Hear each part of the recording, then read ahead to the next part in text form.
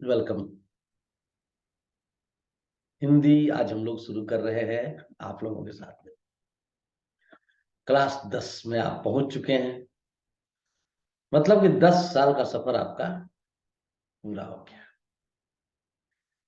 अब आगे का सफर जारी हो रहा है और आप सभी को इस आगे के सफर की बहुत बहुत बहुत बहुत शुभकामनाएं। हिंदी साहित्य और हिंदी भाषा, एक बात तो ये समझनी चाहिए हम लोगों को, केवल परीक्षा की दृष्टि से हिंदी साहित्य और हिंदी भाषा नहीं पढ़नी है। मैं आपको ये कहूंगा कि कोई भी लिटरेचर क्यों ना हो, चाहे वो इंग्लिश हो, चाहे वो हिंदी हो या संस्कृत हो, केवल परीक्षा की दृष्टि से नहीं पढ़ना है। समझने, जानने और जीवन में उतारने की दृष्टि से पढ़ना है। वैसे भी आजकल एक वातावरण बन गया है, मैट्रिक पास किए नहीं कि साइंस ही पढ़ना है। तो ये जो 10वीं क्लास का हिंदी है, हिंदी भाषा है, हिंदी लिटरेचर है, यदि यहां पर हम अपना बेस मजबूत कर लेंगे, यहां पर हम अपने आप को स्टेबल कर लेंगे, तो आगे हम जहां भी जाएंगे, ये जो बेस है हमें आगे जिंदगी भर काम आएगा। और खासकर कम्युनिकेशन स्किल बहुत मायने रखता है, और भाषा इसलिए हम पढ़ते हैं कि हमारा कम्युनिकेशन स्किल बेहतर हो। तो पहली बात तो ये कि आपको बहुत बहुत शुभकामनाएं कि आज आप हिंदी की पढ़ाई शुरू कर रहे हैं। तो चलिए हम ये समझने का प्रयास करते हैं इस वीडियो में कि हम आखिर किस तरीके से पूरे साल में हिंदी पढ़ेंगे। स्टेप बाय स्टेप हम इसको आज समझेंगे। इस संदर्भ में पहली बात आपको यह ध्यान देना है कि हिंदी दो भाग में बटी है, या यूं कहिए कि आपका हिंदी का जो सिलेबस है, पाठ्यक्रम है, उसके दो भाग है। पहला भाग व्याकरण है और दूसरा भाग साहित्य है। और दोनों भागों पर हम लोगों को बराबर ध्यान देना है, दोनों भागों पर। उसमें भी जो व्याकरण का पाठ है प्राय छूट जाता है, या हम परीक्षा भर का इसको पढ़ते हैं, लेकिन यह जरूरी इसलिए भी हो जाता है कि जहां तक भी आप एग्जाम देंगे, आपका लिटरेचर छूट जाए तो छूट जाए, लेकिन ये जो आपका व्याकरण का पार्ट है वो छूटने वाला नहीं है। सीटेट देते हैं, उसमें हिंदी पूछेगा। तो बहुत जिन भी परीक्षाओं में हिंदी से प्रश्न पूछे जाते हैं, उन परीक्षाओं में यदि आप जाते हैं, परीक्षा देते हैं, तो आपको हिंदी व्याकरण की आवश्यकता पड़ेगी। दूसरा, आपको हिंदी लिटरेचर की आवश्यकता पड़ेगी। अब मैं उस समय से हिंदी व्याकरण, हिंदी लिटरेचर कह रहा हूं। सबसे पहले मैं आपको स्पष्ट करना चाहता हूं, ये व्याकरण क्या है, लिटरेचर क्या है। व्याकरण पहले समझ लेते हैं, फिर लिटरेचर समझेंगे। व्याकरण क्या है? किसी भी भाषा को आप परिभाषा खूब जानते हैं, शुद्ध शुद्ध लिखना, बोलना, जिस शास्त्र में सिखाया जाता है उसे व्याकरण कहते हैं। इसमें तो कोई आपको दिक्कत है नहीं। संस्कृत में एक और वाक्य व्याकरण के लिए कहा जाता है कि व्याक्रियते अनेन भाषा इति व्याकरणम। वह शास्त्र जो भाषा की व्याख्या करे, उसको तोड़ तोड़ के, जोड़ जोड़ के आपको समझाए, वो भाषा, वो जो शास्त्र होता है उसे व्याकरण कहते हैं। तो एक तो हम लोग भाषा को तोड़कर जोड़कर समझने का प्रयास करेंगे, जोड़ तोड़ करके समझने का प्रयास करेंगे। जिस इलाके में, जिस शास्त्र में, जिस क्षेत्र में, उसे हम क्या बोल रहे हैं, व्याकरण बोल रहे हैं। संज्ञा, सर्वनाम, विशेषण, उच्चारण स्थान, समास, संधि इत्यादि इत्यादि व्याकरण के अंग हैं, इसको हम समझते हैं। यानी ये कहा जाए कि एक वाक्य बनता है जैसे कि राम ने रावण को मारा, ये एक वाक्य हो गया। अब इस एक वाक्य को बनाने में कई कंपोनेंट लगे हैं। जैसे एक दीवार को बनाने में सीमेंट लगता है, गिट्टी गिट्टी, बालू, सीमेंट, पानी, ईंट, वैसे ही इस एक वाक्य को बनाने में भी कई तरह की चीजें लगी हैं। लेकिन हम सिंपली बोल देते हैं राम ने रावण को मारा। वह आदमी भी बोलता है मुझे एक गिलास पानी दो, मैं सिनेमा देखने जाऊंगा, मैं किताब नहीं पढ़ूंगा, या मैं किताब पढ़ूंगा। ये सारे जो वाक्य आप सिंपली बोल देते हैं। अब आपको ये जानना है इस लेवल पे आके कि ये जो वाक्य बने हैं इसमें ईंट कहाँ है, बालू कहाँ है, सीमेंट कहाँ है, और फिर वो एक बार तोड़ेंगे और फिर उसको जोड़ जोड़ के देखेंगे कि ये रहा ईंट, ये रहा बालू, ये रहा सीमेंट, ये रहा पानी, और इस तरीके से इसको जोड़ा जाता है, तब जाके ये भाषा बनती है। तो उसको तोड़ के जोड़ के हम देखेंगे, भाषा की समझ विकसित करेंगे। ठीक है, तो ये व्याकरण का पहलू है, इसमें हम आएंगे तो ये करेंगे। साहित्य क्या है? अब जब भाषा होती है तो भाषा का एक ही काम है, मन में विचार है, मन में भाव है, इन भावों को, इन विचारों को हमें दूसरे के प्रति प्रकट करना है, और प्रकट करने का जो मीडियम है वो भाषा है। जैसे मुझे गोरखपुर जाना है, तो जाने का जो माध्यम है, बस, ट्रेन, बाइक, कार, जो भी है, वो क्या हो गया? भाषा। यदि हमको अपनी बात कहनी है आपसे, मुझे कहना है कि आप, मुझे प्यास लगी है, एक गिलास पानी दीजिए, तो ये बात मैं कैसे कहूंगा? मुंह भी मेरे पास है, कान आपके पास है, मैं बोलूं तो आप सुन लेंगे, लेकिन कोई ना कोई एक माध्यम है जिससे कि हम अपनी बात आप तक रख सकेंगे, पहुंचा सकेंगे।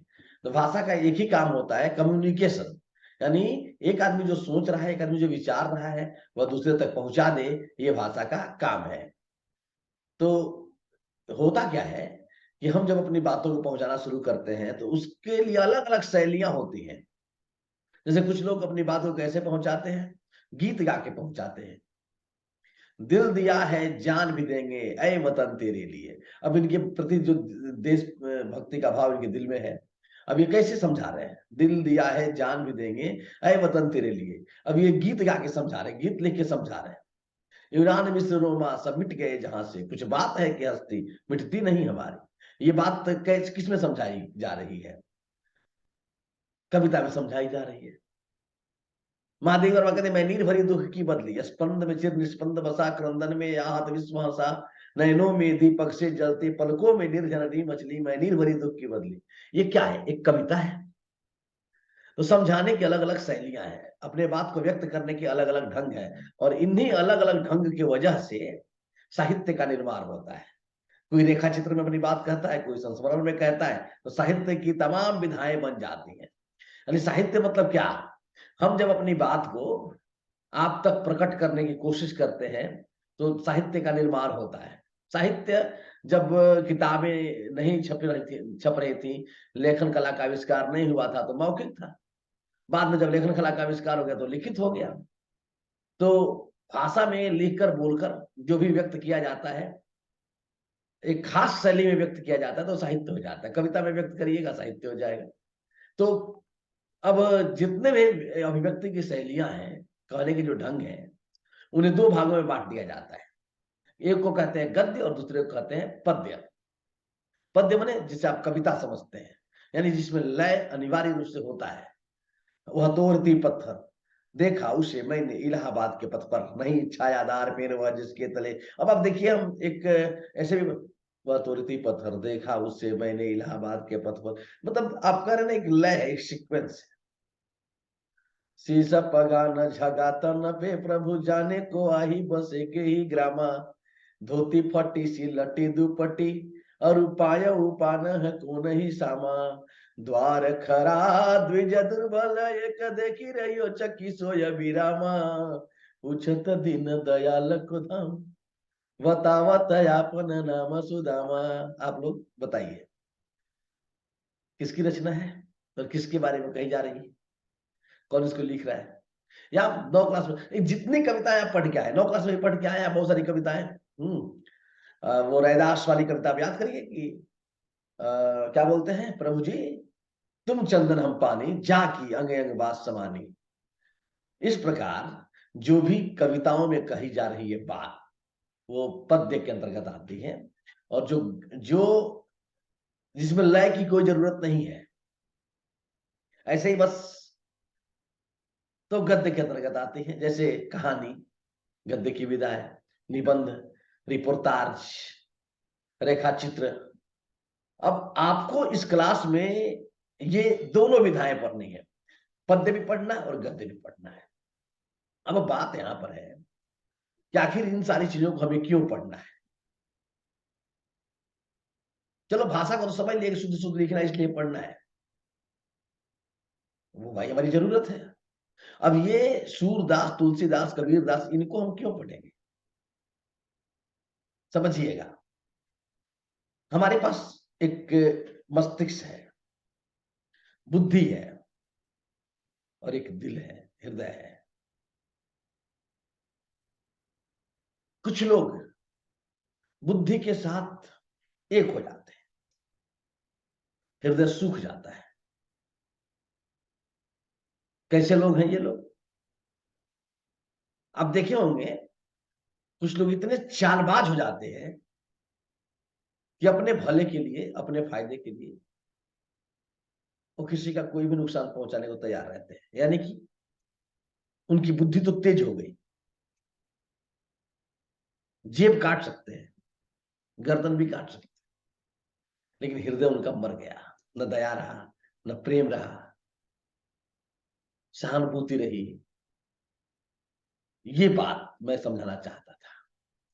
सबसे पहली बात आप यह समझिए कि सबसे जो मूल्यवान उपयोगिता है, साहित्य जो है वो आपके हृदय का संस्कार करता है। दिमाग का तो आप बहुत यूज करते हैं, मैथ बनाते हैं तो यूज करते हैं, साइंस पढ़ते हैं तो यूज करते हैं, वहां पे आपके हृदय की कोई जरूरत नहीं है। लेकिन जब आप कल्पना करते हैं तो वहां पर भी हर्ट का काम आता है, लेकिन वहां पे भावना फिर नहीं आती। इमोशंस आपको यहीं से मिलते हैं। कोई कविता पढ़ते हैं, आपके अंदर भाव पैदा हो गया, हृदय का संस्कार हुआ। जो रेगिस्तान था उसमें कुछ बूंदा बूंदी हुई। तो ये जो साहित्य है वो हमारे हृदय के संस्कार के लिए जरूरी है, हृदय के परिष्कार के लिए जरूरी है। एक तो बात ये। दूसरी बात, महान महान विचारक हुए इस धरती पर, उन लोगों ने जो अनुभव किया, ऐसे समझिए कि वे लोग बहुत गहराई में उतर करके, समुद्र के गहराई में उतर करके हीरे खोज के लाए, विचारों के हीरे, अनमोल मोतियां। और उसको क्या किया उन्होंने, कहानी में रखा, कविताओं में रखा, गद्य में रखा, पद्य में रखा, और वो हमें प्रदान किया। किसके लिए? हमारे भविष्य के लिए। तो एक तो हम कहानी, कविता इत्यादि पढ़ते हैं, हमारे हृदय का संस्कार होता है, और दूसरा हमें हमारे पूर्वजों ने जो खोजा था उन ज्ञान रूपी मोतियों का भी प्राप्ति होती है, उन हीरो की भी प्राप्ति होती है। हमें फिर से समुद्र के अंदर डूब करके ढूंढना नहीं होता, वे वहां से ढूंढ के दे देते हैं। ठीक है, तो ये बेनिफिट हमारा है, ये फायदा है। तो मैंने आपको इस वीडियो में ये बात कही कि क्या फायदा है, गद्य और पद्य क्या है, क्यों हमें गद्य पढ़ने हैं, क्यों हमें पद्य पढ़ने हैं, क्यों हमें व्याकरण पढ़ने हैं, क्या केवल परीक्षा देने के लिए पढ़ना है या कोई और भी कारण है। तो एक बात याद रखिए, साहित्य को पूरे मनोयोग से इसलिए पढ़ना चाहिए कि वो हमारे हृदय का संस्कार करता है, और जो हमारे पूर्वजों ने जो मोतियां खोजी हैं, जो उनके अनुभव हैं, उन अनुभव के सच को साहित्य में रखा गया है। साहित्य अनुभव पर आधारित है, विज्ञान प्रयोग पर आधारित है। अंतर है दोनों में, लेकिन ये अनुभव भी हमारे व्यक्तित्व का एक अंग है और जरूरी अंग है। हृदय हमारे व्यक्तित्व का अंग है और जरूरी अंग है, दिल हमारे व्यक्तित्व का अंग है, और साहित्य हमारे दिल का संस्कार करता है, परिष्कार करता है। अब इसी पृष्ठभूमि पर कल हम लोग कविताओं को समझेंगे, फिर गद्य को समझेंगे, और फिर जितनी कविताएं और पद्य और गद्य आपके चैप्टर में है, एक एक करके सबका अध्ययन करेंगे। तब तक के लिए आप एक काम करिए, जितना विषय सूची निकाल लीजिए और आप उसमें से छांटिए कि जो विषय सूची है उसमें गद्य कौन कौन से हैं, पद्य कौन कौन से हैं, उनके रचनाकार कौन कौन से हैं।